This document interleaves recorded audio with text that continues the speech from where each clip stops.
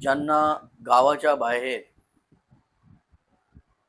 जगाच्या दूर, ज्यांना जगाचाही गंध नव्हता, अशा लोकांना डॉक्टर बाबासाहेब आंबेडकरांनी धम्मक्रांती केली.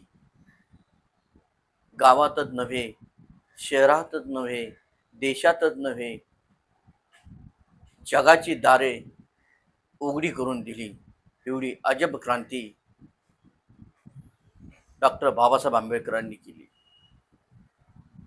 डॉक्टर बाबासाहेब आंबेडकरांना आचारसंहिता करायची होती, पण डॉक्टर बाबासाहेब आंबेडकरांचे महापरिनिर्वाण झाल्यानंतर ती आचारसंहिता होऊ न शकल्यामुळे आज धम्मामध्ये धम्मापण प्रमाणे वागले काय, नाही वागले काय ही नाही.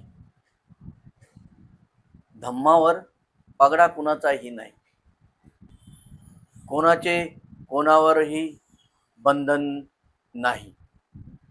डॉक्टर बाबासाहेब आंबेडकरांना धम्मशासन करायचे होते.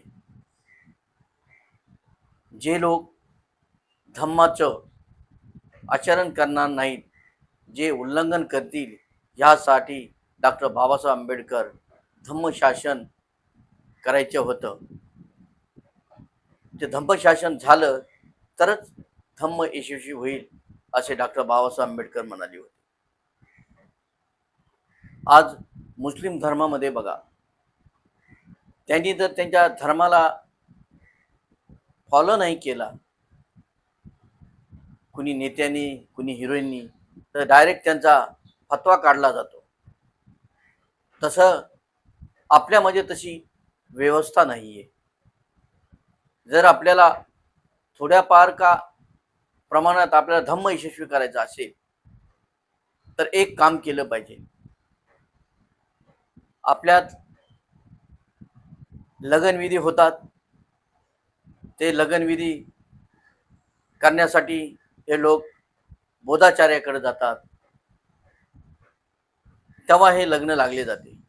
म्हणून भारतीय बौद्ध महासभा असेल किंवा बौद्धाचार्य असेल व जागृत कार्यकर्ते असतील, यांनी एक काम केलं पाहिजे की तालुका असेल, जिल्हा असेल, ह्या ठिकाणी 4-5 लोकांची कमिटी बनवली पाहिजे. ती बी कमिटी आचरण करणारी कमिटी पाहिजे. ज्यावेळी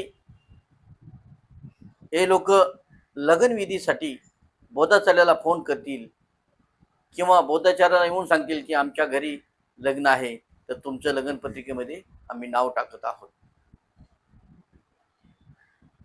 आणि ते 15 किंवा 1 महिन्या अगोदर हे सरळ ठरलेलं असतं बौद्धाचार्याचं नाव टाकायचं. म्हणून बौद्धाचार्याने काय केलं पाहिजे की कोणत्याही गावातलं लग्न असू द्या, शहरातलं लग्न असू द्या, त्या तालुक्याची कमिटी असेल, जिल्ह्याची कमिटी असेल, त्यांना न कळता त्यांच्या गावाकडे, त्यांच्या घराकडे पाठवायचं व त्यांची जाऊन तिथं चौकशी करायची की हे धम्माप्रमाणे वागतात का नाही, का 22 प्रश्नाचं पालन करतात का हिंदू धर्माचं पालन करतात. तर ही कमिटी सर्व चौकशी करून बौद्धाचार्यांना येऊन सांगेल की बाबा हे धम्माचं पालन करत नाही, 22 प्रश्नाचं पालन करत नाही, म्हणून ह्यांचे लग्न लावू नका. कारण काय आहे, नाक दाबल्याशिवाय तोंड उघडणार नाही. आज 70 वर्षे झालेले आहेत धम्मदीक्षेला, तरी आपल्यात बुद्धांचे विचार रुजलेले नाही. म्हणून बौद्धाचार्याला सांगितल्यानंतर बौद्धाचार्याने ते लग्न नाकारायचे की बाबा आमच्याकडे कमिटीने सांगितलेलं आहे की तुम्ही धम्माचं आचरण करीत नाही, तुम्ही धम्माचं पालन करीत नाही, त्यामुळे मी लग्न लावू शकत नाही. कारण का, डॉक्टर बाबासाहेब आंबेडकरांनी धम्म देताना कुणावर जबरदस्ती केलेली नाही.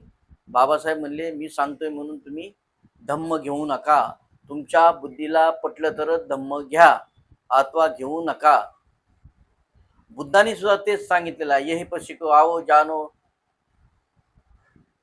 सही लगे तो मानो, असं बुद्धांनी पण सांगितलेलं आहे. म्हणून धम्माची जबरदस्ती बाबासाहेबांनी केलेली नाही. तर ज्यांना कुणाला हिंदू धर्माचं पालन करायचे असेल त्यांनी खुशाल पालन करावे, किंवा हिंदू धर्माच्या मुलामुलींशी लग्न करावी, त्याचं काही देणं घेणं नाही. फक्त घरामध्ये बाबासाहेबांचा बुद्धांचा फोटो फक्त दिखावा करण्यासाठी लावू नका. तर असे जर केले एक शासन म्हणून, तर कुठंतरी धम्माला थोडे का होईना चांगले दिवस येतील. त्यासाठी शासन जरूरच आहे. म्हणून बोधाचार्याने हे काम करणं फार गरजेचं आहे. तरच आपल्या धम्माला काही का एक चांगले दिवस येतील. नमो बुद्धाय. जय